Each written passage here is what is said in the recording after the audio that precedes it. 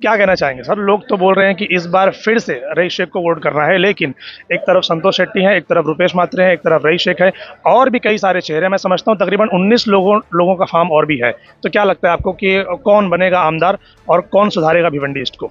Bhiwandi east को आपने आमदार पूछा कौन बनेगा, तो आपको जनता ने बता दिया। यहाँ आपने जनता देखा होगा, यहाँ हॉल फुल होने के बाद पूरी रोड फुल हो गई थी।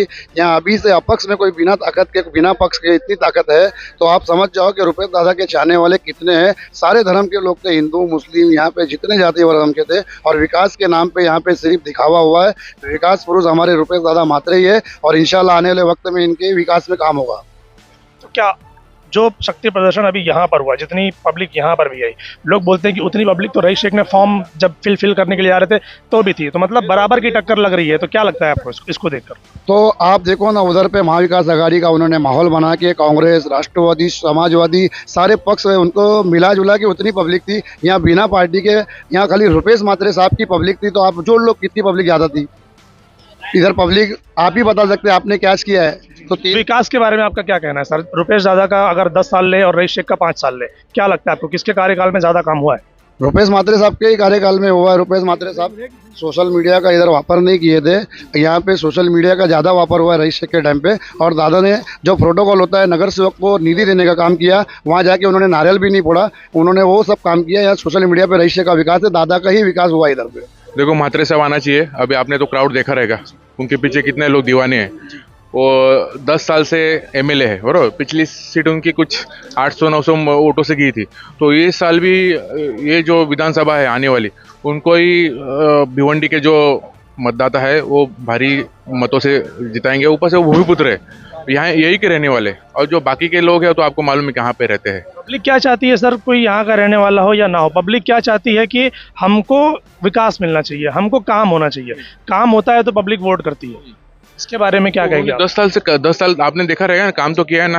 10 साल करने के बाद भी अगर पब्लिक नहीं जिता रही है तो फिर? तो जिधर साहब 800-900 वोट से हारना मतलब टफ फाइट है ना। ज्यादा वोट से अगर हारना है तो अलग बात है, विकास नहीं, लेकिन वो छोट डिफरेंस कम था ना, तो इसके लिए वो पिछली बार भी तो कुछ हुआ ये ज्यादा ये इसके लिए। लेकिन ये साल तो ये आने वाले विधानसभा में मात्रे जी बहुत भारी बहुमत से जीत के आएंगे, आप देख लोगे।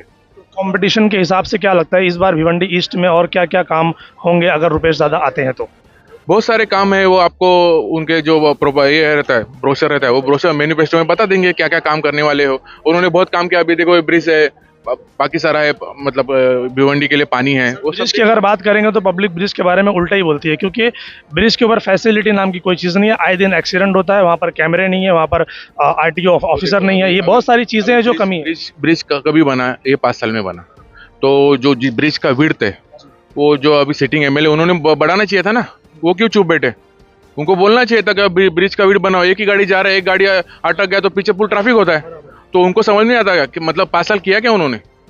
आप बताओ कि हम तो कर रहे हैं ना, वो तो बोलते हैं कि हमें सिर्फ 3 साल ही मिला काम करने के लिए, 2 साल तो कोविड में निकल गया। 3 साल में विड्थ नहीं पड़ता, डिजाइन चेंज नहीं होता। ऐसी बात करेंगे तो फिर उनको तो 10 साल मिला वो हिसाब से। 10 साल में उन्होंने तो इधर के लिए ब्रिज तो लाया ना, तो उनका काम था ना। अगर ब्रिज उन्होंने पास जो करवाया है उसी हिसाब से बनेगा ना सर।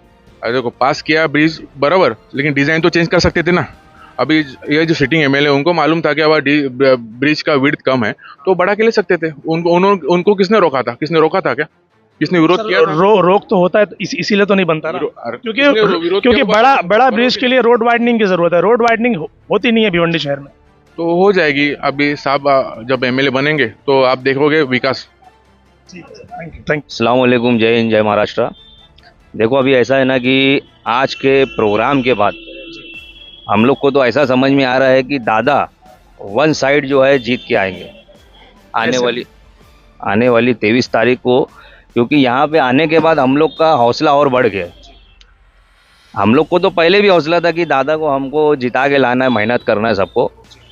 लेकिन आज रुपेश दादा मात्रे ने जो प्रोग्राम रखे थे उसमें हर समाज के लोग हमको दिखे।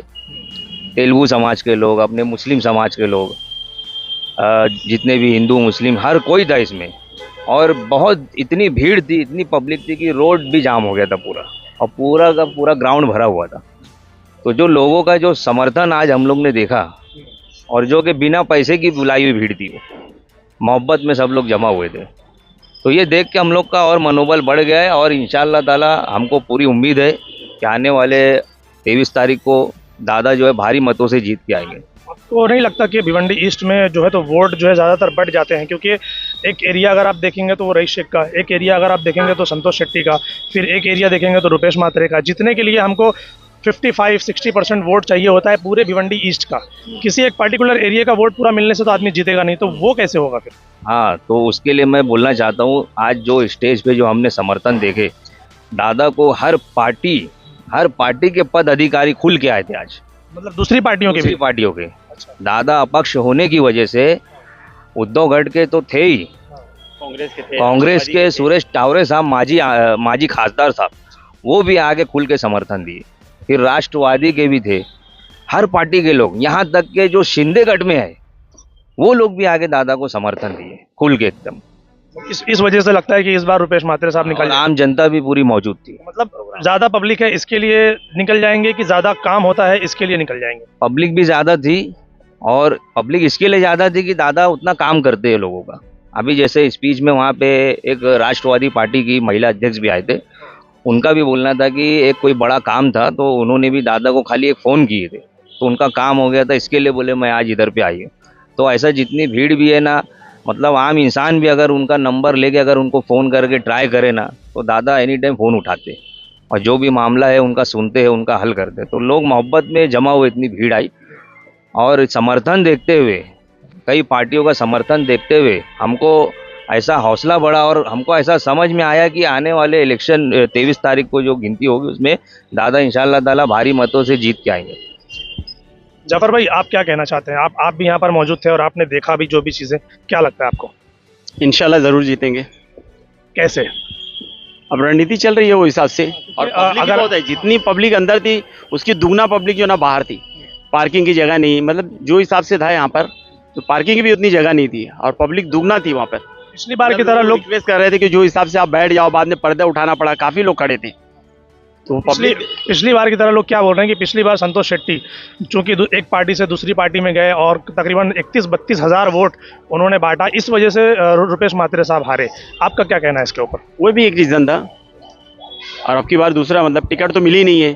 और टिकट नहीं मिली सबसे बड़ा तो वही है क्योंकि पब्लिक सिंबल देखकर वो वोट करती है ज़्यादातर। पब्लिक चाह रही है, पब्लिक साथ में है, साथ में मात्रे के पब्लिक साथ में है और अब की बार जीतना पक्का, एकदम पक्का है, जरूरी तो है ये। पक्ष से लड़ने से एक बेनिफिट दादा को ये मिला कि कोई भी पक्ष का आदमी अगर अपक्ष वाले को साथ देता है तो उस पर कोई ज़्यादा ऑब्जेक्शन नहीं ले सकता, क्योंकि वो अपक्ष है वो खुद। तो इसमें दादा को एक बेनिफिट ये मिला कि मंच के ऊपर जो है ना सारी पार्टी के बड़े बड़े चेहरे मौजूद थे समर्थन के लिए, और बाकायदा उन लोग माइक पे आके उन लोगों ने दादा के लिए भाषण दिए, दादा के सपोर्ट करने के लिए। ये चीज़ बहुत अच्छी दिखी देखने के लिए। काम के बारे में आपका क्या कहना है, रईस शेख या रुपेश मात्रे? काम के बारे में तो देखो 10 साल तो दादा थे, उन्होंने बहुत प्रोसीजर, जो आपको इंटरव्यू में भी उन्होंने बताया कि बहुत पापड़ बेलना पड़ता है, उसके बाद फिर आगे का प्रोसीजर पड़ता है। तो अब रईस शेख 5 साल पहले जीत गया तो अब ऐसा तो है नहीं कि वो आते साथ सब काम कराने लगे, मतलब जो काम पहले पास हो चुका था उसको इम्प्लीमेंट करिए। जो किए थे उसको खाली थोड़ा काम को आगे बढ़ाया गया, और ऐसा तो है नहीं कि रईस शेख आने से पहले यहाँ पे खेड़ा गाँव था या गड्ढा था या बताएंगे। जब एक पर्सनल इंटरव्यू लेंगे उसके बाद हम लोग बताएंगे आप कि क्या काम हुआ, क्योंकि बचपन से हम लोग तो भिवंडी के अंदर है, एक एक चीज़ काम, ऐसा नहीं कि भिवंडी में कोई काम किया ही नहीं है, सब नगर सेवक और खासदार आमदार सब मतलब है ना नबले थे, किसी ने कुछ काम नहीं किया, ऐसा नहीं है, एक एक काम गिन के बताएंगे। रईस शेख आने से पहले भी ग्रामीण क्षेत्र में, रईस शेख आने से पहले भी खाड़ी पार की तरफ ग्रामीण क्षेत्र में जो है आरसीसी रोड बना हुआ था, उनके आने से पहले भी भिवंडी में आरसीसी रोड बना हुआ, तो 52 रास्ते जो पास हुए वो हिसाब से ना। तो ऐसा नहीं है कि मतलब वो आए तो ही विकास हुआ, पहले भी तो भिवंडी में काम हुआ ना। भिवंडी के लोग बोलते हैं ना भाई कि उनके आने के बाद ही विकास देखने को मिला है, वरना दिखा नहीं पहले। ना ज्यादा डिस्प्ले किया जा रहा है, ऐसा कुछ भी नहीं है। पहले तो सोशल मीडिया था नहीं, फेसबुक पे सब कुछ था ही नहीं, तो पता नहीं चलता था। अभी कैसा, एक बार हसनैन फारूकी उन्होंने बताया भी था कि आज अगर 20 फीट का गटर भी बनाते हैं तो लोग फोटो निकालते हैं, आके ओपनिंग करते हैं, पहले सब था नहीं। मतलब काम आया, हो गया, खत्म, काम हो गया। और भिवंडी में पहले ऐसा ही काम नहीं हुआ है, आप देख रहे हैं ना पहले से कितना काम हुआ है, एकदम काम जीरो था, ऐसा हो नहीं सकता। कुछ लोगों की वजह से जो 5-7 साल 10 साल के अंदर कुछ जो नगर सेवक है उनके वजह से लापरवाही बोलो या जो भी बोलो आप, तो काम नहीं हुआ थोड़ा बहुत। इसीलिए और लैक हो गया वो मामला। तो अब अचानक इतना काम हुआ थोड़ा बहुत, अब पहले से पास था, तो इसे लोगों को दिख रहा है कि भाई पास हो गया, ऐसा हो गया, वैसा हो गया। ऐसा कुछ भी नहीं है। रईस शेख जो है उन्होंने क्या कहा था कि मैं जीत के आऊँगा तो टोरेंट के खिलाफ भी मैं काम करूँगा, जनता को जो तकलीफ है टोरेंट से वो दूर करूँगा। और कई जगह तो ये बोले कि मैं टोरेंट को यहाँ से भगाऊँगा, लेकिन वो जैसे ही जीते तो टोरेंट के मसले में खामोशी इख्तियार कर लिए और बोलना बंद कर दिए। और कुछ लोग तो ऐसा भी बताते कि भाई उनको 2 कार गिफ्ट में भी मिली है टोरेंट की तरफ से, उसके बारे में तो अपने को नहीं मालूम। दूसरी चीज़, जैसे अभी उन्होंने जितना भी टेंडर दिया है काम का, तो उसमें आप अगर देखोगे ना तो टोटल उसमें उन्होंने मालिक जो है टोटल मुंबई वालों को बनाया और भिवंडी वालों को खाली लेबर कॉन्ट्रैक्टर बनाए हैं, मजदूरी करवा रहे हैं भिवंडी वालों से। और बड़े बड़े अहदे पे जैसे टेंडर जिनको दिया गया वो टोटल मुंबई के लोग हैं। और तीसरी चीज़ मैं ये बोलना चाहता हूँ कि आईजीएम के बारे में भी बहुत हुआ करे थे, लेकिन आज भी आईजीएम का मामला वैसी का वैसा ही है। हॉस्पिटल का आईजीएम हॉस्पिटल की हालत आज भी वैसी की वैसी, आज भी लोग आते हैं। असल में ये 5 सालों की नहीं है, आईजीएम की अगर बात करेंगे तो 20-25 साल 30 साल से भी आईजीएम की हालत वैसी की वैसी है। तो अगर इन्होंने कुछ नहीं किया तो जो उनके पहले थे उन्होंने भी तो कुछ नहीं किया। इनके पहले तो लोग 10 साल रहे, उनके पहले भी लोग 5 साल रहे, तब भी तो कुछ भी नहीं हुआ। पब्लिक कंपेयर करती है उससे भी। लोगों में अवेयरनेस नहीं था उतना। इसके पहले अब है, अब लोगों में अवेयरनेस है, एजुकेटेड हो गए हैं लोग। भिवंडी में आप देखिए आज कितने इंजीनियर है, डॉक्टर है, लोग पढ़े लिखे हैं, एजुकेशन मिल रहा है लोगों को, लोग बाहर भी जा रहे हैं, भिवंडी में भी एजुकेशन मिल रहा है। बस ये हमारी बदकिस्मती है कि यहाँ इंजीनियरिंग कॉलेज नहीं है, मेडिकल कॉलेज नहीं है, ये बहुत बड़ी बदकिस्मती है। सिर्फ रोड, रास्ता और गटर बनाने से विकास नहीं होता। मैं सिर्फ रईस भाई से पूछना चाहता हूँ कि विकास की परिभाषा क्या, मेरे को बता दो बस। कि सिर्फ बदलना चाहिए। रोड और रास्ता बनाने से विकास बोलते हैं क्या उसको? रोड, रास्ते हैं, एजुकेशन है, हेल्थ पर है, चीज़ें काम होनी चाहिए। बेसिक चीज़ें जो है, हेल्थ है, कॉलेजेस है, अब कितनी धक्के खाना पड़ता है। हम लोग भी बाहर जाके पढ़ना पड़ा। हम तो बोल रहे हैं ना कि मुझे तो अभी 3 ही साल मिला है, अभी मुझे और दोगे तो फिर मैं और सारे काम करूंगा। तो नया काम तो कुछ हुआ ही नहीं है ना, सब तो पुराने ही पड़े थे, सब पास होके रखे हुए थे, तो उस पर काम हुआ है। चलो ठीक है भाई, वो तो हुआ, लेकिन अब आगे जो आएगा वो करेगा। जो आमदार जो हार गया तो वो तो करेगा नहीं, अब जो आमदार जीतेगा वही करेगा ना, आगे वही आगे उस काम को आगे बढ़ाएगा। बराबर। दिवाली धमाका ऑफर, भिवंडी शहर का number 1 internet service provider SBC net आपके लिए लाया है 3 महीने का 50 MBPS का अनलिमिटेड इंटरनेट प्लान सिर्फ 1599 रुपए में, जिसमें free fibre installation, free to use router, और ये ऑफर सिर्फ न्यू कस्टमर के लिए है। और इसी प्लान को अगर आप 1 साल के लिए लेते हैं तो 6400 रुपए की जगह आपको पे करना है सिर्फ 4800 रुपए। साथ ही अगर आप किसी को रेफर करते हैं तो आपको भी मिलेगा 3 महीने का रिचार्ज फ्री। तो जल्दी कीजिए, दिए गए नंबर पर कॉल कीजिए और ले आइए भिवंडी का नंबर 1 इंटरनेट अपने घर पर। मजीद जानकारी के लिए ऑफिस पर विजिट कीजिए, जो कि है खिजरा रोड, 2 निजामपुरा में।